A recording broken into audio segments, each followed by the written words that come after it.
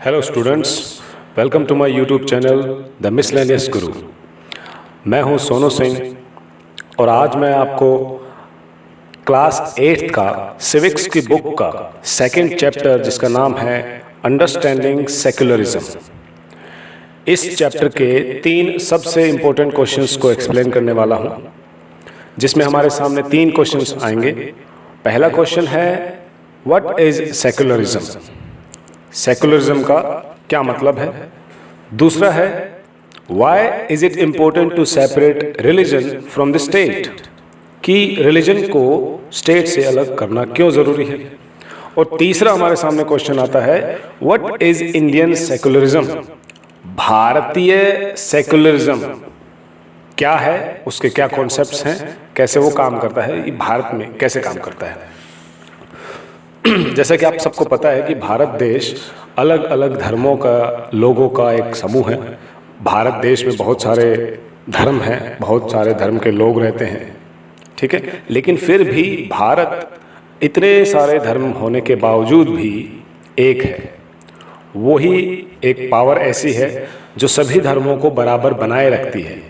उसके कॉन्सेप्ट को बोलते हैं सेक्युलरिज्म, जिसको हिंदी में हम कहते हैं धर्मनिरपेक्षता। धर्मनिरपेक्षता का मतलब है कि किसी भी एक पर्टिकुलर धर्म को कोई भी मेजर इंपॉर्टेंस नहीं दिया जाएगा, सारे धर्म क्या है, बराबर होंगे।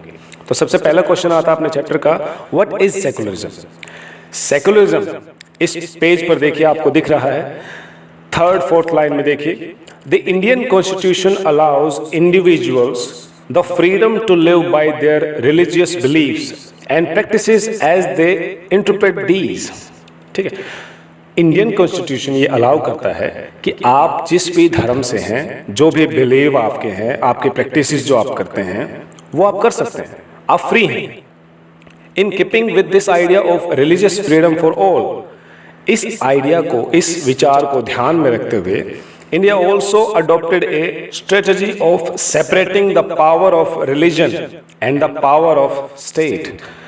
इस वजह से ही, इस बात को ध्यान में रखते ही धर्म और राज्य की शक्ति, उन दोनों को अलग अलग किया गया है। कुल मिला के इसकी डेफिनेशन बनती है, secularism refers to this separation of religion from the state. Religion और स्टेट का सेपरेशन कर देना, उसको हम कहते हैं secularism. Okay, is referred to this separation from the religion of from the state। इसके बाद हमारा दूसरा क्वेश्चन आता है, why is it important to separate religion from the state, कि ये क्यों जरूरी है सेपरेट करना रिलीजन को स्टेट से। ठीक है, इसमें 2 कारण हैं। पहला कारण आपको इस पेज पर दिखाई दे रहा है, इसमें हम 3rd 4th लाइन से शुरू करेंगे। Almost all countries of the world will have more than one religious group in them। हर एक कंट्री में आप देख सकते हैं बहुत सारे धर्मों के लोग रहते हैं, अलग अलग धर्म के प्रैक्टिसेस वहाँ पे होते हैं, ठीक है। Within these religious groups there will most likely be one group that is in majority. ये हो सकता है कि उस देश में एक धर्म कोई पर्टिकुलर हो, मेजोरिटी में हो सकता है। If this majority religious group has access to state power, यदि वो मेजोरिटी वाला धर्म स्टेट पावर की अथॉरिटी रखता है, तो क्या आपको लगता है वो बाकी धर्म के लोगों पर डोमिनेट कर सकता है? इस डोमिनेट करने की पावर को खत्म करना ही जरूरी है, ताकि डोमिनेशन ना हो एक धर्म का दूसरे धर्म के लोगों पर। ये आपका पहला रीजन है। This is why we separate religion from the state. दूसरा रीजन आपको इस पेज पर दिखाई दे रहा है, another reason that is important to separate religion from the state in democratic societies is because we also need to protect the freedom of individuals to exit from their religion, embrace another religion or have the freedom to interpret religious teaching differently। okay? सब धर्मों को, सब धर्म के लोगों को उनके अपने धर्म के लिए आज़ादी चाहिए होती है। वो अपने बिलीव्स और प्रैक्टिसेस जो वो कर सकते हैं, दूसरे धर्म बदलना चाहते हैं तो वो बदल सकते हैं, ठीक है। एम्ब्रेस कर सकते हैं, एक दूसरे के धर्म को अच्छा मान सकते हैं, उनको पा सकते हैं, उनको छोड़ सकते हैं। तो ये काफ़ी सारे उनमें इट मीन्स राइट्स उनको दिए जाते हैं। ये 2 कारणों की वजह से कि कोई धर्म दूसरे धर्म पर डोमिनेट ना करे और किसी एक धर्म के लोग, ध्यान से सुनना, ये जरूरी बात है, ये वाली अभी जो मैं बता रहा हूँ, एक धर्म के लोग, मान लीजिए एक धर्म है, उसी में कुछ लोग मेजोरिटी में हैं, वो बाकी लोगों पर भी डोमिनेशन कर देते हैं किसी एक विचारधारा पर लेकर। जैसे कि कई लोग कहते हैं कि भाई अनटचेबिलिटी हमें करनी चाहिए, हमें नीची जात वालों को छूना नहीं चाहिए, ये पाप होता है।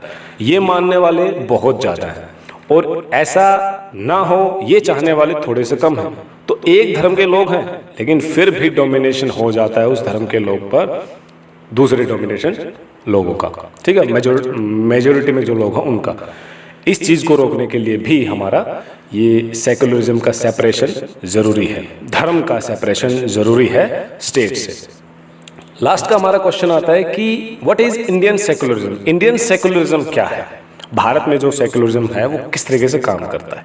इसमें हमारे सामने 3 डॉट्स दिखाई दे रहे हैं, कैसे वो काम करता है। That one religious community does not dominate another.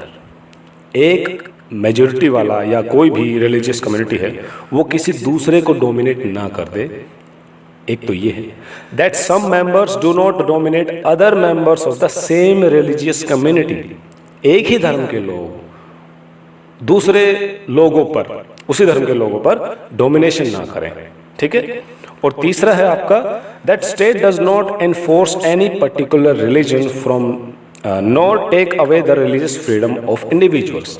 कि जो सरकार है हमारी वो किसी भी एक व्यक्ति के धर्म के अधिकार को ना तो छीन सकती है, ना उस पर थोप सकती है, कुछ भी इस तरीके से वो नहीं कर सकती है। ये हमारा इंडियन सेकुलरिज्म है जो हमारे कॉन्स्टिट्यूशन में हमें मिला है।